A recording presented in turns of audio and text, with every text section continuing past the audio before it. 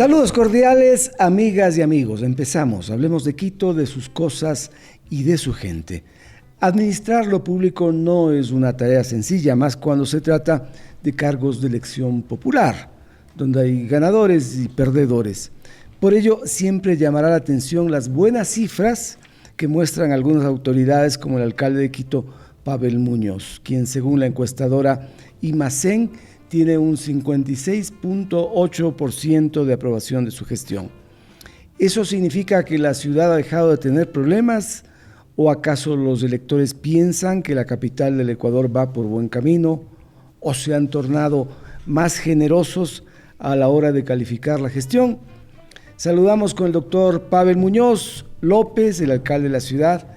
Bienvenido, alcalde.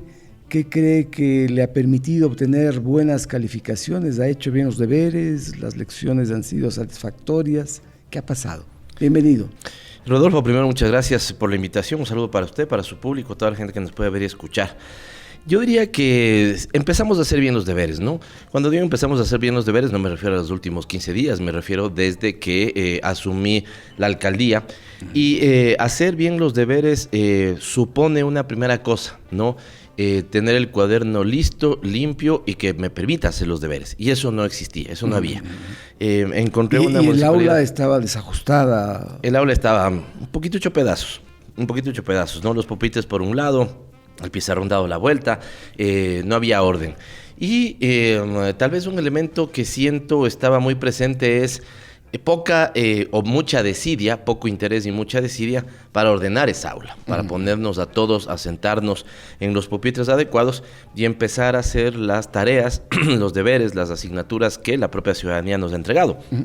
Así que lo primero fue poner esa casa, esa aula en orden, tener todos los materiales. Cuando le digo todos los materiales, estoy pensando, por ejemplo, en la empresa de agua potable. Ahí tenemos un desafío que se nos presenta cotidianamente. ¿Cuál era el problema principal? La gran cantidad de fugas de agua, por ejemplo, que la ciudadanía denuncia. Y cuando digo que no había los útiles, es porque no tenían abastecido de los repuestos necesarios para poder atender. Estoy poniéndole simplemente un ejemplo. En términos de ejecución presupuestaria, que es un tema que se ha discutido mucho, los 2 años anteriores a que yo llegue, y aquí usted puede ver algunas cifras, la ejecución presupuestaria fue del 69% en el penúltimo año antes de que yo llegue. 2021. 65% el año anterior a que yo llegue. Disminuyó incluso. Cuando yo llego le subo básicamente a 10 puntos la ejecución presupuestaria y este 2024 cerramos en 82.03. ¿Qué significa esto, Rodolfo? Significa que hemos puesto la casa en orden y significa que hemos empezado a hacer mucha obra pública, ¿no? Le he dado porcentajes, pero la ciudadanía solamente como este dato. Permítame preguntarle, claro, ¿cómo no? ¿Por qué no podían ejecutar el presupuesto? ¿Había temores? Yo veo funcionarios que suelen tener a la Contraloría como un cuco, que creen que luego de ejecutado el presupuesto van a tener problemas. ¿Ha habido eso? Sí. ¿Hay falta de gestión técnica que permita una ejecución adecuada? Para completar esa pregunta que usted me hace, le quería decir que estos porcentajes se reflejan en un número grueso, ¿no? Y esto la gente puede ser que lo interiorice mejor. El último año, antes de que yo llegue, Quito ejecutó $460 millones de inversión. En el primer año que yo llego, ejecutamos $730 millones. ¿Sí? Hay casi $300 millones más que se convierten en obra pública. Sí. Para poder hacerlo tuvimos que combatir ese miedo, en primer lugar, y tuvimos que arreglar la casa, que es lo que decía. En términos de arreglar la casa, Rodolfo, muy poca coordinación entre las 4 piezas fundamentales del municipio. El municipio en su gestión tiene 4 piezas fundamentales. El Consejo Metropolitano, que hace legislación y fiscalización, las secretarías, que hacen definición de política pública, las empresas públicas, que ejecutan esa política pública, y las administraciones zonales, que son las que tienen la representación en el territorio y toman nota de las necesidades en el territorio para convertirlas en obra. Poca coordinación en estos 4 ambientes. Y lo que usted señala también, la persecución política que implementó el país como si fuera un deporte nacional desde el gobierno de Lenín Moreno, esa persecución política ha dejado en el funcionario público mucho temor. Al inicio, ahora ha bajado, no se ha perdido del todo, pero al inicio yo podía encontrar gente que me ponía las dos manos. Por favor, no nos pongan como administradores de contrato. ¿Ya? No importa si era un contrato de 9,000, 15,000 o $200,000. No me pongan como administradores de contrato. Porque muchos de ellos tienen la experiencia de haber pasado por exámenes de Contraloría que determinaron responsabilidades no habiéndolas, ¿no? Y en esto creo que hay muchos funcionarios... Que son controles punitivos y que la Contraloría más bien debería advertir, debería marcar bien la cancha para que la gestión del funcionario sea correcta. ¿Han podido ustedes establecer ese tipo de nexos, ese tipo de asesoría que garantice el buen uso del recurso? Hagamos la diferencia entre antes y ahora.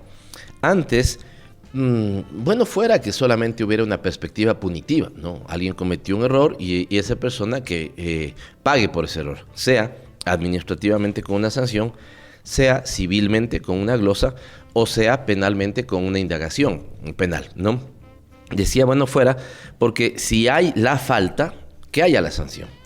Pero lo que pasó en alguna medida es que se inventaron las faltas. Y al inventarse las faltas, cualquier sanción es injusta. Si yo le acuso a usted de que ayer no fue a trabajar cuando estuvo todo el día trabajando, me estoy inventando su falta. Por lo tanto, mal podría yo descontarle un día de trabajo. Y esto es lo que pasó. Esto le dejó muy sensible a la gente que trabaja en lo público. Y esto es una pena, Rodolfo, porque cuando uno tiene casa desordenada, como ya la encontré, necesita gente de experiencia.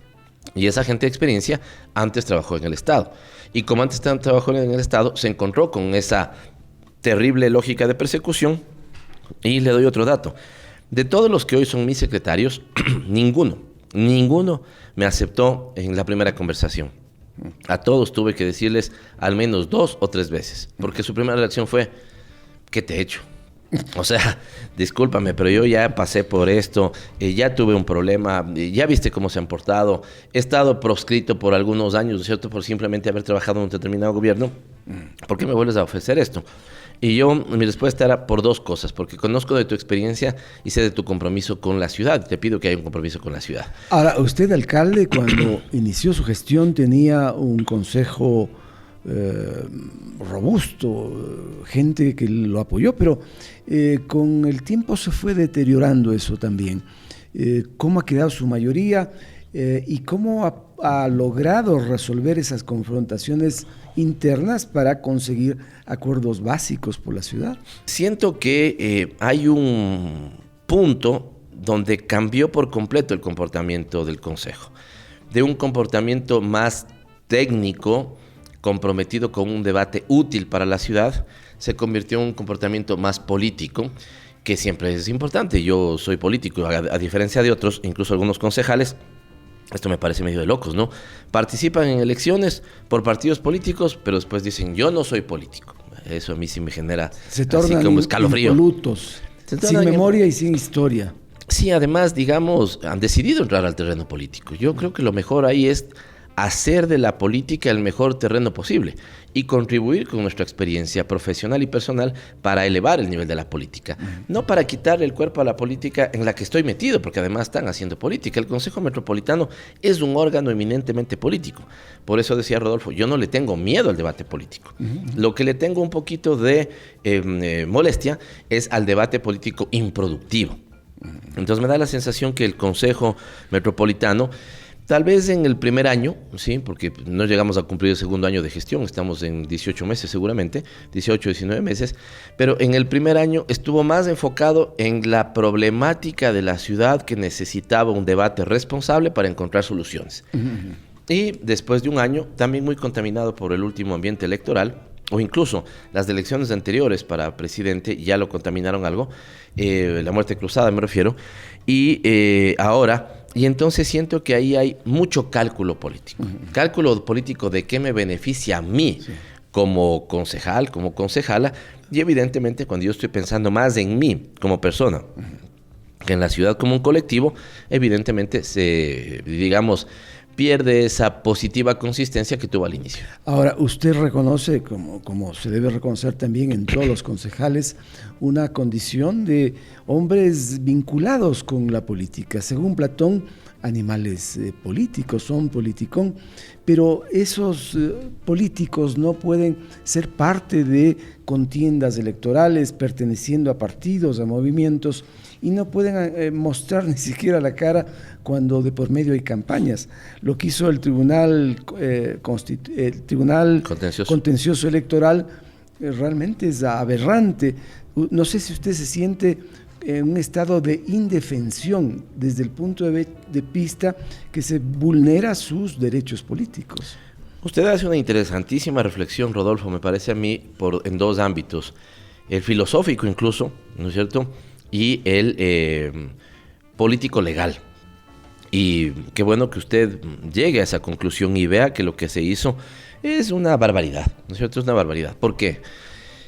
Yo sostengo, y siempre he sostenido, porque además estudié política, ciencia política, que hay que revalorizar la política. Y había un texto famoso alrededor de los años 96 que se llamaba Repolitizar la política. O sea, lejos de seguir denostando de la política, agrediendo a la política, haciéndola, porque también evidentemente la política se ha convertido en un lodazal, ¿no? De tirar lodo con ventilador a todo mundo. En vez de seguir haciendo eso, yo creo que hay que devolverle a la política su sentido original. Y su sentido original era la búsqueda del bienestar colectivo, vinculado con lo que usted señala, Platón, Aristóteles, Sócrates en su momento, planteando desde el diálogo, desde nuestra naturaleza política o desde la felicidad como objetivo último de ese bienestar colectivo. Esto era la política. Así es. Un terreno además donde uno debate tesis para encontrar puntos de acuerdo y también para establecer puntos de desacuerdo. No hay que tenerle miedo a los puntos de desacuerdo. Yo creo que en este momento hay que priorizar los puntos de acuerdo. Y si uno hace política sensata, y si uno incluso busca profesionalizarse en la política, porque no es malo que uno tenga profesionales en la política, justo yo pensaba, no sé exactamente por qué, en una categoría que yo diría personas de Estado, hombres o mujeres de Estado. Aquellos burócratas que han hecho toda su vida en lo público y que tienen un atributo: conocer lo público y saber cómo se administra el Estado. Porque el Estado no es ni la tienda de la esquina, ni un bar, ni un concesionario de carros. Ni un banco, quería decir, ni un concesionario de carros, ni un bar tampoco.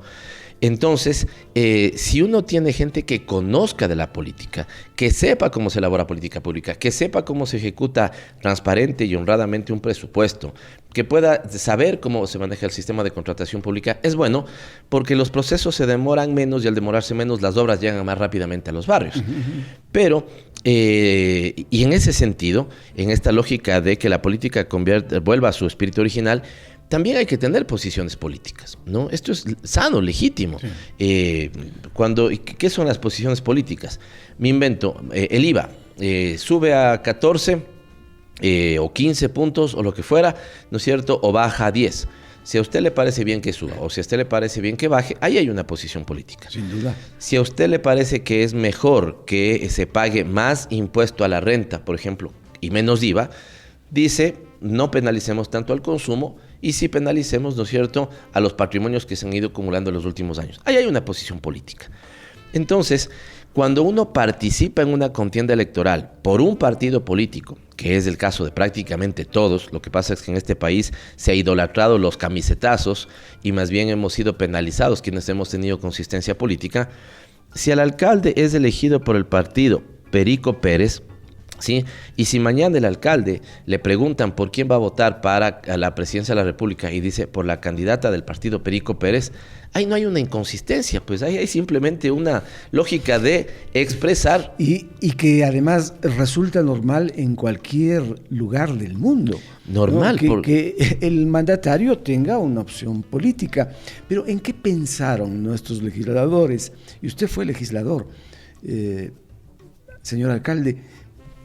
¿Qué estuvieron creyendo que iba a ocurrir restringiendo la participación política de los mandatarios? Porque además usted dijo una cosa importante, Rodolfo, no solo que es normal, es un derecho.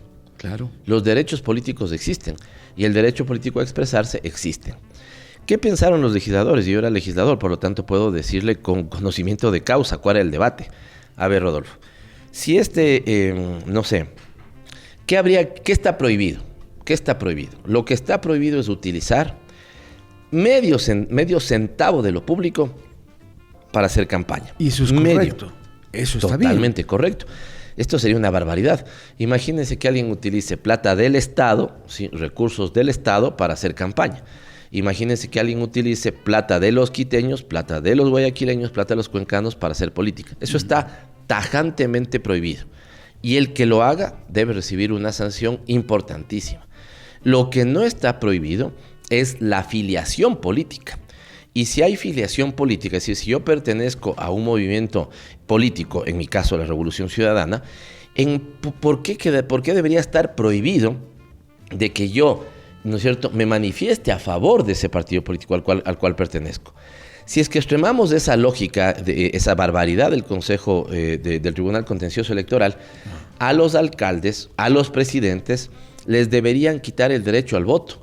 Porque el razonamiento del Consejo del Tribunal es, dado que usted ha llegado por un movimiento político, ahora básicamente no puede expresarse a eso, ni puede tener posición. Ahora se vuelve monjita de la caridad. Se vuelve monjita de la caridad. Quítenos el voto mejor, sería más consistente que nos quiten el voto. Pero solamente para cerrar, Rodolfo, para darnos cuenta de que no había un problema en la ley, vemos que ahora juzgan con doble rasero, ¿cierto? Claro, y hoy hay todo un debate alrededor del presidente de del presidente de la República, si pide licencia, si no pide licencia, si ha hecho campaña, no ha hecho campaña, pero evidentemente a él no le van a juzgar con el mismo rasero que me juzgaron a mí. ¿Hay que reformar la norma? Seguramente, aunque yo soy... la ley de elecciones, porque hoy se llama Código de la Democracia, pero en realidad es la ley de elecciones que hemos pensado siempre, ha tenido un problema, Rodolfo, y es que nunca le han dejado vivir el tiempo suficiente para que dé los recursos o los resultados que fueron pensados. Esta es una barbaridad. Yo hice justamente, cuando se cometía otro error en el debate del Código de la Democracia, porque todos los debates alrededor de la ley de elecciones han sido no sobre cómo mejoro el sistema político, sino cómo mejoro mi posición en las próximas elecciones. Esto es una barbaridad. Entonces, cuando yo hice una intervención justamente por estos temas en la Asamblea, recuerdo que analicé las reformas que han habido a la ley de elecciones desde el año 78-79. Más o menos, ahora no recuerdo el dato exacto, pero más o menos hemos tenido 20. Si usted ha tenido 20 reformas desde el año 78-79, no ha dejado que ninguna de los resultados que esperaba, ¿sí? En un momento no independientes, después independientes, en un momento no partidos políticos, después sí partidos políticos, qué movimientos, entonces ha sido una barbaridad. Yo creo que si se reformara, habría que reformar estas cosas que a veces abren espacio a la interpretación, muy propio de los abogados. Los abogados, no es su caso, ¿no? ¿Es abogado usted? No, usted es periodista. No, yo soy periodista. Con todo el respeto y el cariño a los abogados, pero les encanta escribir así, de tal forma que siempre caben dos interpretaciones a la norma, ¿no?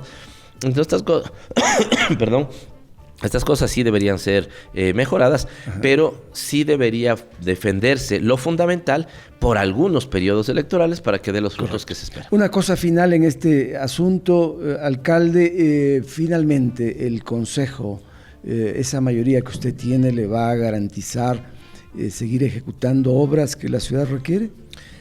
Yo diría que sí, por dos razones. En primer lugar, porque el Consejo no está en la ejecución de obras. Esta es una tarea más administrativa, entonces deberíamos poder avanzar. Pero pueden el Consejo avalar o pueden entorpecer, ¿no? Exactamente. Pero el Consejo sí puede impulsar o puede entorpecer. Claro. Y yo espero que el Consejo, logremos sostener una mayoría que permite que la mayor cantidad de votos estén en la lógica de impulsar y la menor cantidad de votos en la lógica de entorpecer. En medio de las polémicas que suelen tener en los ámbitos políticos, también hay gestiones interesantes que creo que van dirigidas a evitar que esto siga empeorando y que más bien hayan consensos. Usted promovió el Acuerdo Quito 2034. Se pretende erradicar la extrema pobreza en un lapso de una década, potenciar el bienestar, el empleo y el crecimiento económico, recuperar la seguridad humana y ser una ciudad intercultural, verde y azul. Esa es la declaración. Veamos en cuanto a pobreza. ¿Qué medidas cree que en efecto van a lograr erradicar la pobreza extrema en Quito? Cuando contrariamente a ese buen propósito vemos que más bien las cosas han empeorado, ¿no? Como en muchos otros lugares del país. Rodolfo, antes de entrar con los datos sociales, que son con los que buscamos combatir la extrema pobreza en la capital de la República, no quiero dejar pasar el hecho de lo que usted acaba de señalar. Acuerdo Quito. ¿De dónde parte el Acuerdo Quito? Parte de esta convicción de dejar de hurgar por un momento en nuestras diferencias y potenciar nuestras similitudes, ¿no? Primer elemento. Segundo elemento, parte de un hecho de conversar entre distintos. Y no solo conversar entre distintos, ponernos de acuerdo entre distintos. Y decir, miren, Rodolfo y yo pensamos sobre el fútbol distinto, pero sobre erradicar la pobreza podemos pensar igual. Entonces, no hablemos ahora de fútbol, hablemos de cómo erradicamos la extrema pobreza. Y logré juntar a 70 quiteños y quiteñas de las más diversas vertientes, Uno podría decir que esa reunión podía ser tranquilamente una fanesca, ¿no es cierto? Porque de las más distintas vertientes, pero no fue una fanesca. Se convirtió en un gran impulso, nuevamente utilizo esta palabra, para coincidir en los 4 objetivos que usted ha puesto. Ahora, a más de coincidir, ¿cuáles son las acciones específicas, ¿no? Solamente en cuanto a la pobreza, que es uno de los objetivos que le planteo. Nosotros invertimos en el año 2024 101 millones de dólares para combatir la extrema pobreza. Estamos consolidando, y en esto somos pioneros en el país, Rodolfo, porque no hay ningún otro municipio. Por eso a veces cuando se compara Quito con Guayaquil, con Manta o con Guayaquil, yo digo, no tiene sentido la comparación, no porque uno no quiera hacer una comparación, sino porque no son iguales. Por ejemplo, Quito tiene, y usted lo conoce, un subsistema metropolitano de educación y un subsistema metropolitano de salud. Y esto no lo tiene nadie en el país, ningún municipio en el país. ¿Qué estamos haciendo con esos 101 millones de dólares con la educación? Estamos consolidando el ciclo completo, Rodolfo, y esto es una muy buena noticia. Primero, llegaremos este año a 100 centros de desarrollo infantil que los llamamos Quito Guaguas. Y ¿para cuántos niños? Aproximadamente un poquito más de 4,000, ¿no? Y buscamos que esos 4,000 niños ojalá estén ubicados en el segmento de la extrema pobreza, para que los recursos de los quiteños puedan de manera solidaria ir donde los que menos tienen. Y entonces, con esta intervención, sí, 4,000 de atención directa, ¿no? Pero con todo lo que hacemos llegamos a cerca de 155,000 niños. Con esta intervención trabajamos en nutrición, trabajamos en estimulación temprana, desarrollo cognitivo, ¿no es cierto? Desarrollo afectivo, en lo más importante que tenemos. Luego estamos consolidando y mejorando los 14 centros de educación inicial que tenemos. El primer servicio está pensado para niñas y niños de 0 a 3 años. El segundo servicio ya es básicamente el inicio de su vida estudiantil, ¿no es cierto?, de los 3 a los 5 años con educación inicial. Luego se conectan con nuestros colegios, donde estamos invirtiendo 27 millones de dólares, primero en la calidad y en 2 colegios nuevos en este 2024. ¿Cuál es en la capital el universo de los beneficiarios en el ámbito educativo? Y en el ámbito educativo estamos, insisto, en total con 155,000 niños, ¿no es cierto?, atendidos. Y se busca mejorar esa cifra. Se busca mejorar esa cifra, pero de todas maneras, como no es nuestra competencia, porque Quito consolida el subsistema metropolitano de educación antes de la Constitución del 2008, y la Constitución del 2008 dice con claridad, en esto es tajante la Constitución, la salud y la educación son responsabilidades del gobierno nacional. Por lo tanto, mi lógica es que nosotros trabajemos más que en abrir la cobertura, en mejorar la calidad de nuestros servicios. Y a los niños que lleguen, que esperamos que sean de los sectores más desfavorecidos, que sí hay un dato importante. Hoy, 10 de cada 10 niños que tenemos en el sistema educativo municipal, 7 provienen de los estratos de los quintiles 1, 2 y 3. Son los de mayor pobreza, ¿no? Entonces, esto es una buena noticia. Y finalmente, creo que esto hay que decirlo, vamos por primera vez a tener un instituto técnico tecnológico del municipio de Quito. ¿Por qué? ¿Cuál es el diagnóstico? El sur de Quito no tiene, y esto es vergonzoso, no tiene ni una sede de una universidad pública. En el sur de Quito lo único que hay es una sede de universidad privada, que es la Politécnica Salesiana. Nosotros vamos a construir, tanto en Quitumbe como posterior a ello en Calderón, el Instituto Técnico Tecnológico, Y ojalá los niños que fue parte de su propuesta de de mi campaña, propuesta ¿no? de campaña, sí. Y ojalá los niños que entran con nosotros al un año en desarrollo infantil integral terminen siendo unos graduados de carreras técnicas tecnológicas en Quito. Alcalde, en el segundo trimestre del año anterior el desempleo en Quito subió al 8.2%, ¿no? Colocándose entre las ciudades de más alto Creo desempleo. que un poquito más, Rodolfo. Creo que llegó al 9.4. Deme la cifra correcta. 9.4 me parece. Bueno, peor todavía, ¿cuáles son las medidas esenciales que el gobierno local puede adoptar para que esas cifras disminuyan de modo gradual? ¿Cómo aporta el municipio en esa línea? Usted me dirá haciendo obras, ¿no? Y hay una cifra importante, son 1.336 millones, me parece, de ejecución presupuestaria en inversión. Pero ¿qué más en el año 23 y 24? En el año 23 y 24. Está muy bien con las cifras, Rodolfo, entonces solo me permito hacer unos énfasis en ellas. Esto es prácticamente tener el doble de desempleo que a nivel nacional, ¿no? Y Quito, ¿por qué vemos hoy tantos problemas sociales?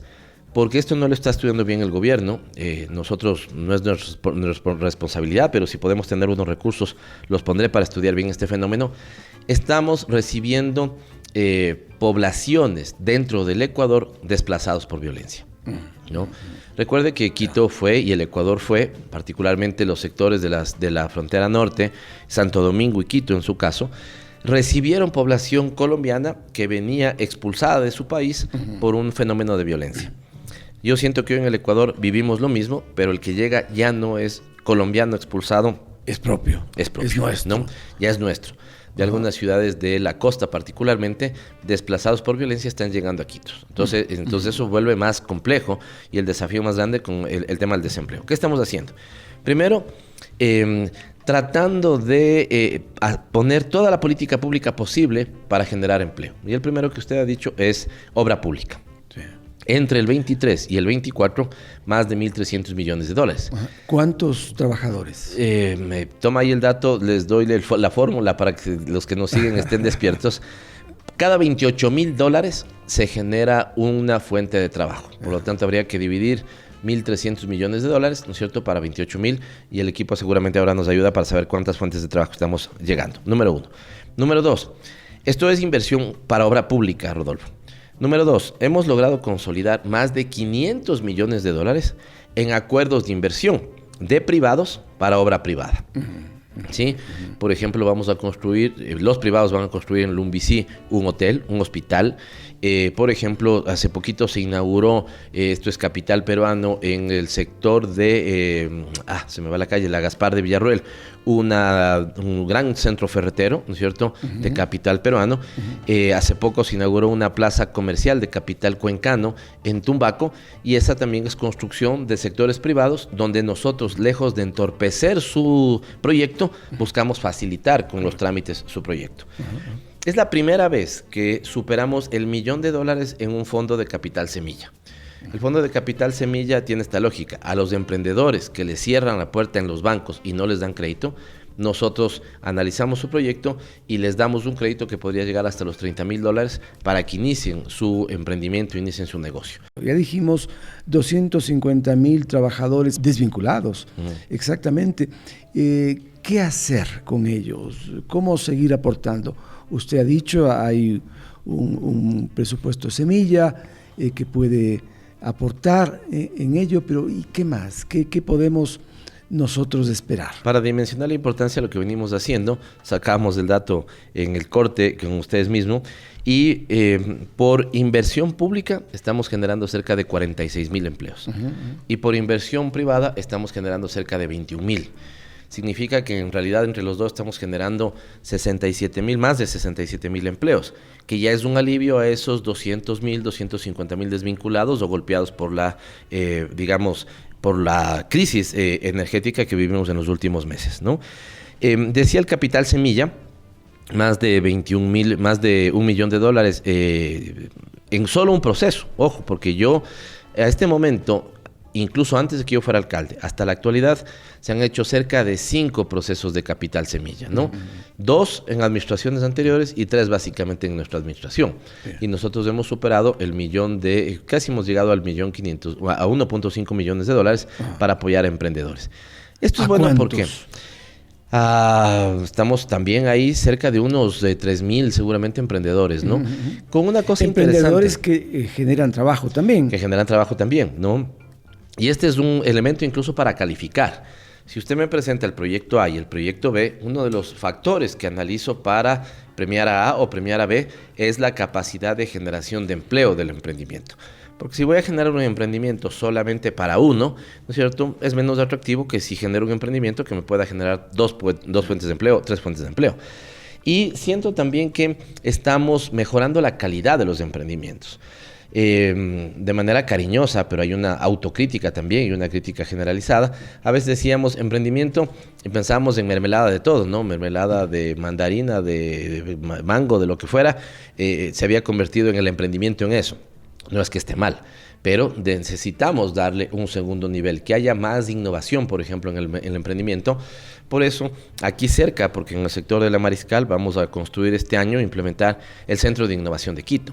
Esto puede permitir que los emprendimientos que nacen en fase 1, por decirle, lleguen a fase 2 o fase 3 por una lógica de mejora, si usted quiere, mejora en la calidad del emprendimiento, ¿no? Así que también hacemos esto. Hemos estado trabajando en formación y capacitación de competencias laborales desde Conquito. Este también es una buena noticia. Y entonces hemos buscado, y en comercio autónomo, donde tal vez se presenta uno de los más grandes desafíos, ¿no? Siento que a veces, a mí también me genera... Es un comercio autónomo callejero. Callejero, exactamente, ¿no? La venta de calle, si se quiere. 5,000 de los que venden en calle tienen un permiso municipal. Sí. Pero el fenómeno supera los 20,000, ¿no? Y yo le vi hace algún tiempo atrás, usted acudió personalmente y les dijo, bueno, estamos regularizando, ya es necesario que todos tengan un registro, etcétera. ¿Pero qué ha pasado? ¿Finalmente le escucharon, alcalde? ¿O sigue habiendo problemas en el centro histórico de la ciudad? Me han escuchado, pero sigue habiendo. Me han escuchado, pero sigue habiendo. Porque lo que usted dice es cierto. Yo cuando salgo en el centro histórico y veo a alguien, créame que lo que a menos me interesa es afectar su trabajo, pero también tengo la obligación de mantener ordenada la ciudad. Entonces suelo decirle, por favor, retírese, porque en 5 minutos más viene una patrulla de control y si usted está cometiendo una infracción, le van a retirar su mercadería. No le van a confiscar, no, le van a retirar. ¿Cuál es la diferencia? La confiscación no le devuelvo la mercadería y esto ya no se puede, incluso por ley. El retiro supone que le quito hoy la mercadería y la entrego más noche o la entrego mañana en otro lugar, evitando este tema. Pero ¿a dónde quería llegar con esto, Rodolfo? Que a veces siento que hay alguna población que cree que podemos levantar la alfombra y barrer este problema debajo de la alfombra. Si usted empezó preguntándome... Para que no vea la suegra. Exactamente. Si usted empezó preguntándome la cifra de desempleo, es evidente que con una cifra de desempleo tan alta, esa gente está saliendo a inventarse todos los días 40,000 formas con la cual puede llevar un pan a la mesa de su casa y dar de comer a sus hijos. Por lo tanto, es un problema al que buscamos nosotros también, evidentemente, regular y abrir espacios en otros sectores de la ciudad donde sí podamos fomentar unas ferias, ¿sí?, de comerciantes autónomos para que puedan vender, pero que puedan hacerlo de manera ordenada. Así que yo creo que es uno de los grandes desafíos. Eso ocurre con las administraciones zonales, ¿no? Exactamente. A las administraciones zonales le decimos, ubique usted una feria donde pueda sacar yo del centro histórico, del sector de la Carolina o de algunos otros sectores, determinada venta informal para llevarle allá. Entonces, nos va bien y nos va mal, ¿sí? Porque cuando el problema, ¿por qué digo que nos va bien y nos va mal? Porque jugamos mucho al gato y el ratón, ¿no? Cuando estamos ahí, la gente sale y le mandamos a la feria. Cuando no estamos, vuelve al sitio en el que le hemos pedido no estar. Que ha sido un fenómeno recurrente. Yo recuerdo cuando el alcalde Paco Moncayo creó un mercado en el Tejar, me parece, y hacia allá fueron quienes ocupaban los espacios del centro histórico. Enseguida salieron, o sus familiares hicieron lo propio. Es un problema realmente complejo. Y mundial. Y además mundial, ¿no? Mire, yo hace poquito, justo por temas de trabajo, déjeme ponerle 3 ejemplos. Estuve antes de ser alcalde en Medellín, ya como alcalde en Bogotá, o en España y en Italia, ¿no es cierto? En un caso Madrid, en el otro caso Roma. Y le diría que el fenómeno aún mayor que el que tenemos en Quito. Usted en ciudades europeas ve que hay africanos particularmente. Todo esto también tiene que ver con la lógica de este atroz capitalismo global que tenemos, ¿no? Expulsa a sus propios habitantes de sus países de origen y los lleva a ser migrantes, y nosotros también tenemos de esto. Así que a veces cuando yo digo, claro, hay gente que se muere de iras porque tenemos un migrante venezolano, sin acordarse que su primo es migrante en Estados Unidos, ¿no? Y puede ser expulsado en este tiempo. Expulsado en este tiempo de posiciones tan complicadísimas y tan, digamos, increíblemente atroces que se está planteando el presidente Trump. Alcalde, un tema muy importante que muchos querrán saber. La evolución del metro. Son 56 millones de viajes, me parece. Ya estamos en 60. 60 millones de viajes hasta este momento. No obstante, esa cifra podría ser mayor si es que se hubiera cumplido esa expectativa que hubo cuando se formuló el proyecto. Se dijo que trasladaría unos 400,000 pasajeros, pero en realidad hasta hoy el promedio sería de 145,000 pasajeros diarios. ¿Qué es lo que ha impedido llegar a esa meta de 400,000? ¿Acaso faltan las interconexiones a lo largo de su trazado? Dicen que las palabras tienen poder y por lo tanto no voy a hablar yo en potencial, voy a hablar así. Vamos a llegar a esa meta, vamos a extender el metro de Calderón, va a constituirse el metro de Quito en el sistema más potente de movilidad del Ecuador y seguramente de América Latina. Rodolfo, en su pregunta hay un tema que deberíamos mirarlo así. El metro de Quito fue pensado para llegar a tener 400,000 pasajeros día, con una tarifa de 45 centavos, ¿no es cierto? Incluso el metro no necesitaría subsidio. Pero, insisto en el llegar a tener. Nunca, desde que fue ideado hasta el día de hoy, nunca se pensó que los 400,000 pasajeros aparecen en el día 1, ¿no es cierto? Ni en el primero o segundo año de funcionamiento de metro. Los que diseñaron el metro de Quito siempre fueron planteando una curva que va creciendo con el tiempo hasta llegar a esos 400,000. No recuerdo exactamente cuándo estaba fechado, pero me parece que para el año 3 de funcionamiento. Es decir que se está, en términos de planificación, nunca se pensó que apenas inaugurado llegue a los 400,000. Segundo, la planificación original nos dice que al día de hoy el metro, según papeles en planificación original, debía estar bordeando los 120,000 pasajeros. Pero nosotros en este momento estamos bordeando los 150, 160. Es decir, que el metro se está comportando mejor de lo que fue planificado. Y esperemos llegar a los 400,000 pasajeros antes de lo que estuvo en papeles originales. ¿Cuál era esa fecha? Me parece que es de los 3 años, ¿no? Pero ahí entra en juego de lo que usted me está preguntando. Número 1, en este año vamos a implementar 9 rutas transversales. Yo recibí un desastre, pero nosotros vamos a modernizar en superficie la terrible herencia que recibí. Porque si el metro es un sistema de primera en subterráneo, tenemos un sistema de última en superficie. Y mi objetivo es modernizar ese sistema. Parte de esa modernización es entenderlo de manera más simple, más esquemática, y trabajar sobre cada uno de estos componentes. En transporte público, yo creo que hay que tener 4 paquetes de rutas que tenemos. Las troncales metropolitanas, me refiero a trolebús, ecovía y metro. Luego hay que tener los alimentadores, estos que llegando a los terminales de las troncales se despachan hacia los barrios más alejados. Luego tenemos a las rutas de las parroquias rurales. Y finalmente, Rodolfo, esta es una implementación nueva, porque no había. Rutas que conecten el oriente de la ciudad con el occidente de la ciudad y viceversa. Y estas rutas van a ir alimentando a los troncales metropolitanos.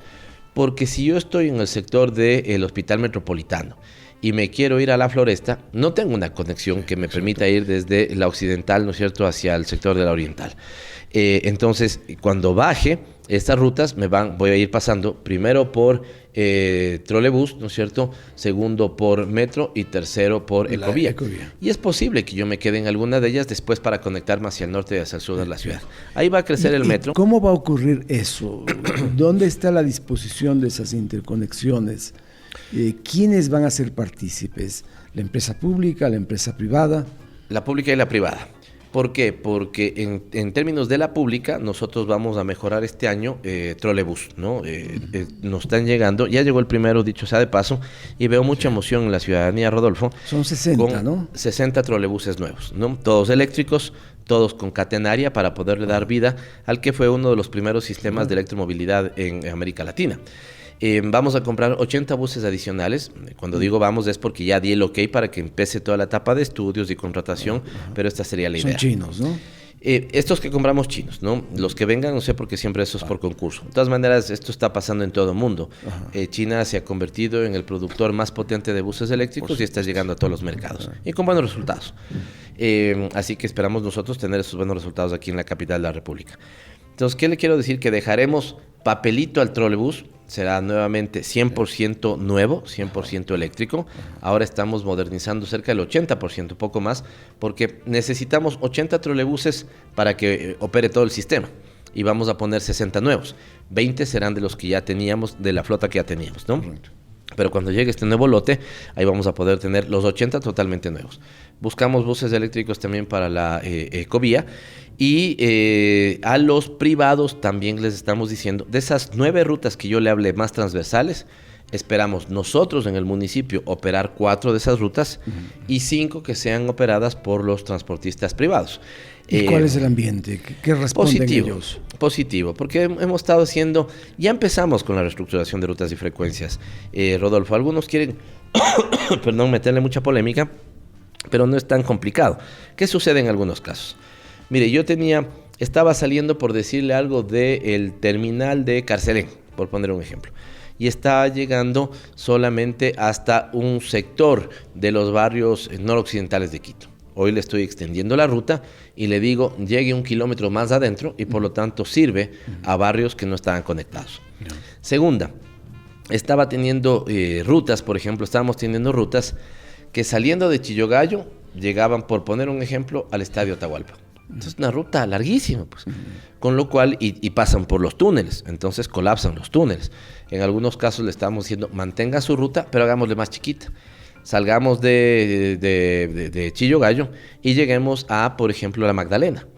Porque en la Magdalena usted va a dejar a sus pasajeros y estos se pueden conectar con metro, ¿no? Y ya no necesitan, digamos, hacer un viaje tan largo. Entonces, en esas rutas no está yendo bien, porque al final usted ya tiene la ruta y le estoy diciendo, o le extiendo un poquito o le achico la ruta. Hay una ruta interesante desde La Merced, el Tingo, la avenida General Rumiñahui, que llega hasta el Arbolito. Y uno puede conectarse con el metro. Me parece bien, pero ¿por qué le pregunto esto? El Valle de los Chillos y el Valle de Tumbaco tienen una población enorme y esas vías de acceso a la ciudad están absolutamente saturadas. ¿Qué hacer por ellas? El Valle de los Chillos al parecer crece en un 6%. ¿Qué hacer por ellas, alcalde?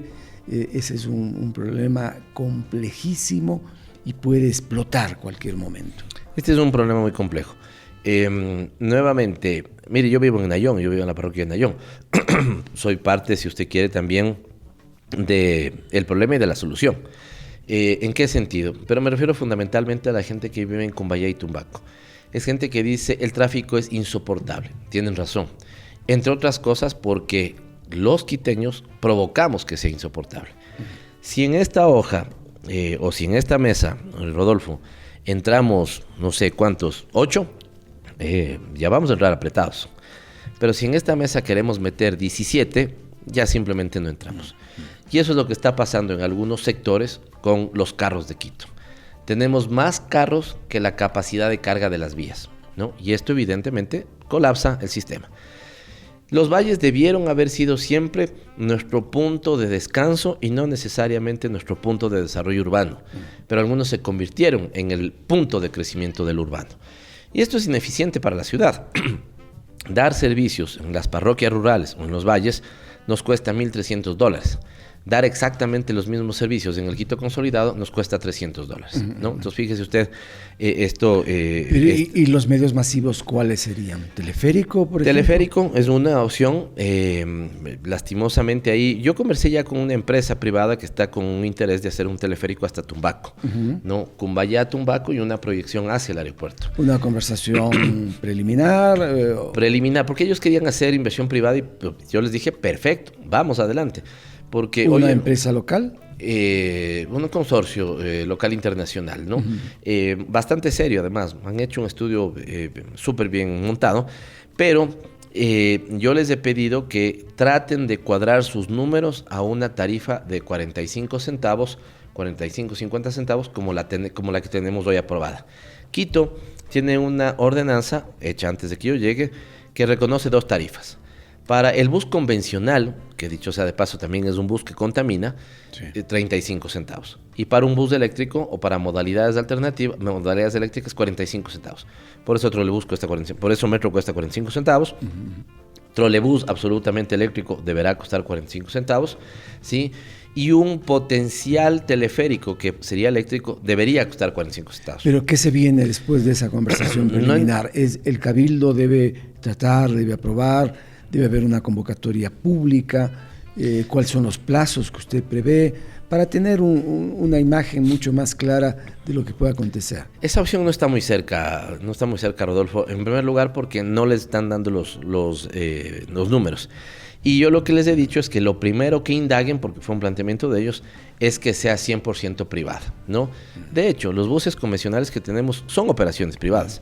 El permiso de operación da al municipio, pero son operaciones privadas.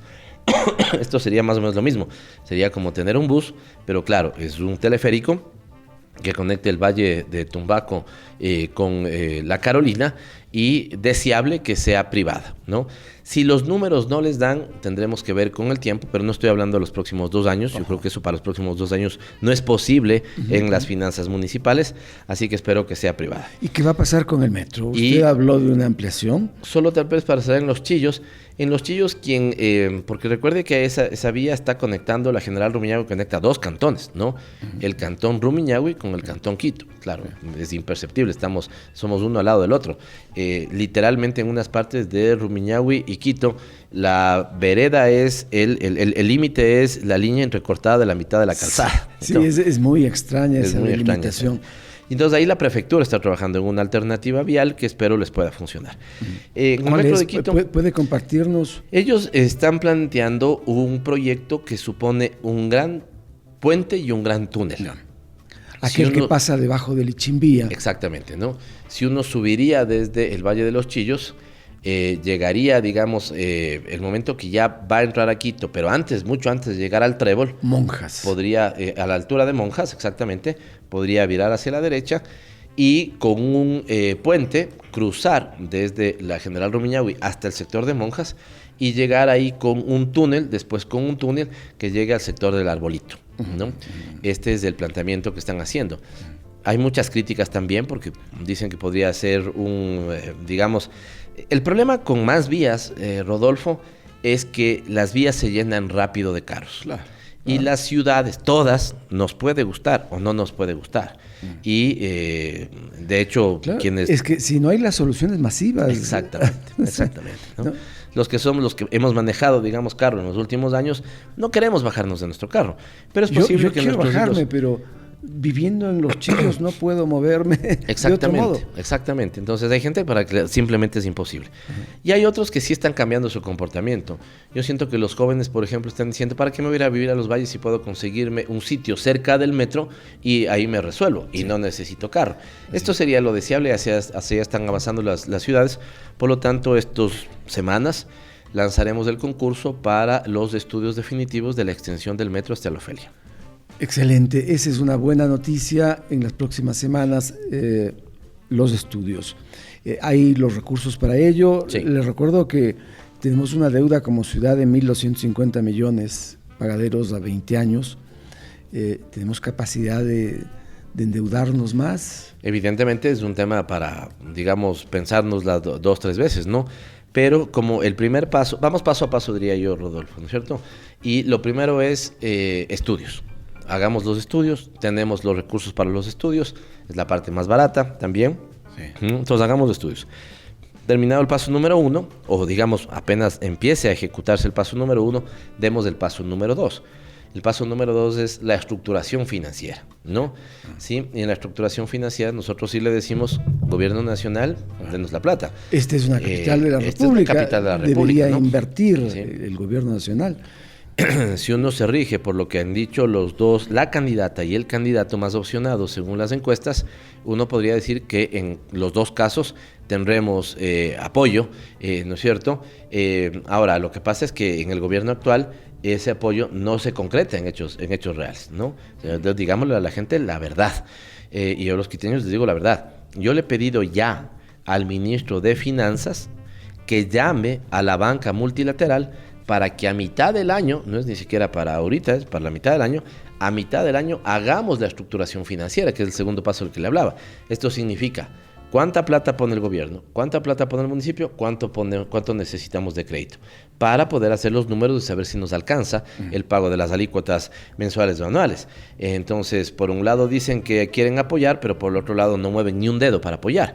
Entonces, y le están debiendo a Quito, con lo cual, sí, ojalá el ministro de Finanzas vea esta entrevista. Ministro, por favor, desempolve el oficio que yo le he enviado y convoque a la banca multilateral para que lo que dice el presidente por un lado tenga un mínimo nivel de, digamos, de concreción, en que el ministro de Economía llame a la banca multilateral para, con nosotros, con los estudios, decir, a ver, ¿para qué sirven los estudios?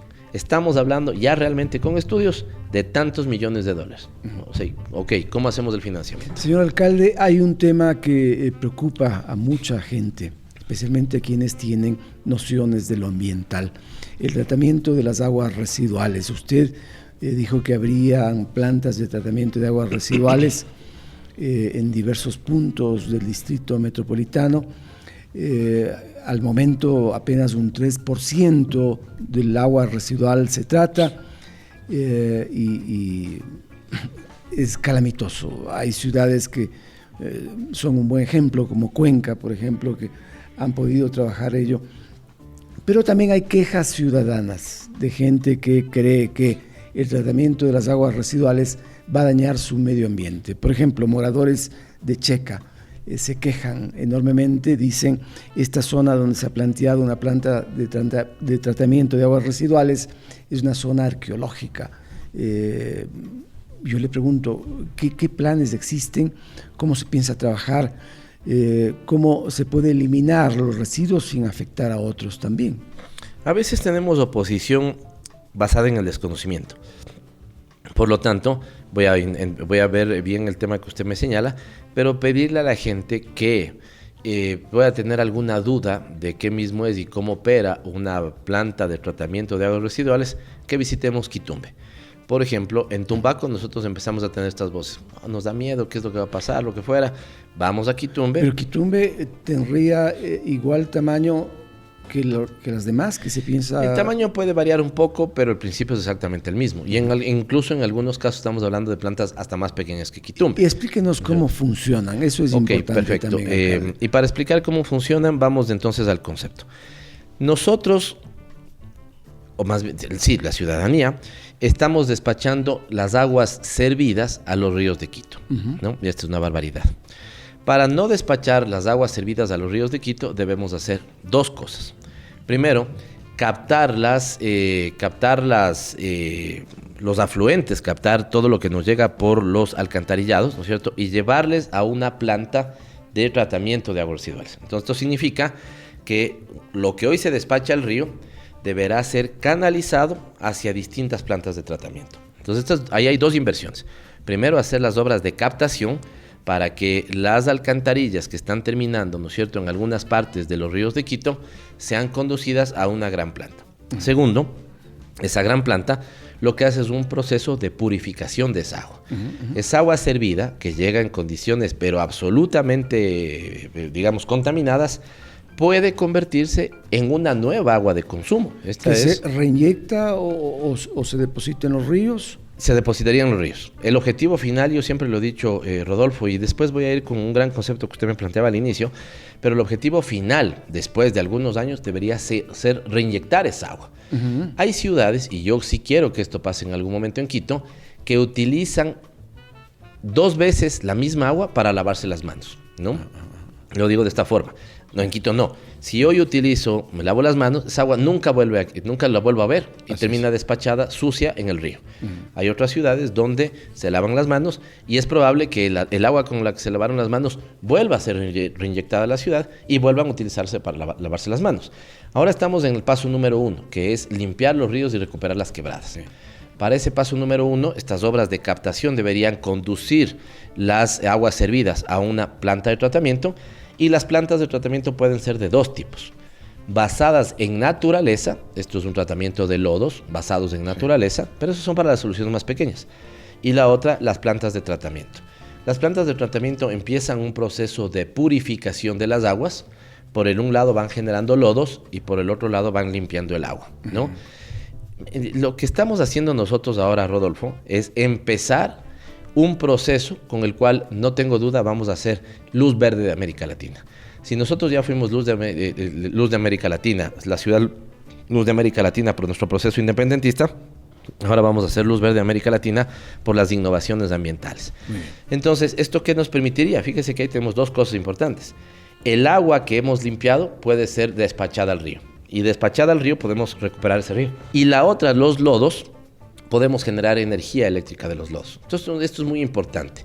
Aquí tenemos las grandes innovaciones que nosotros ya no demandamos mucho, pero nuestros hijos y nuestros nietos nos van a demandar permanentemente. Que cuidemos más la naturaleza, que recuperemos el agua, que hagamos reciclaje, que gastemos menos agua de la que gastamos misericordiamente en Quito. Y que estos procesos estén mediados también por la compartición de proyectos, de ideas con la gente que vive en esas zonas. Eso es muy importante. Totalmente de acuerdo.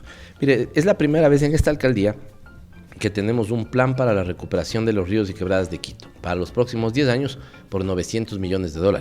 Es un plan ambicioso, un plan costoso, pero si no empezamos ahora no terminaremos nunca. Así que muchas veces las decisiones públicas hay que reconocerlas o cuando se terminan inaugurando una obra o cuando se inician con decisiones trascendentales como la que hemos tomado nosotros, de contar con un plan para la recuperación de los ríos y las quebradas de Quito. Señor alcalde, le agradecemos mucho por compartir con nosotros. Muy importante la información que nos ha brindado. Amigas y amigos, hasta aquí llegamos con Hablemos de Quito, de sus cosas y de su gente. Un gran abrazo, que la pasen bien, cuídense. Gracias, Rodolfo. Muy vale.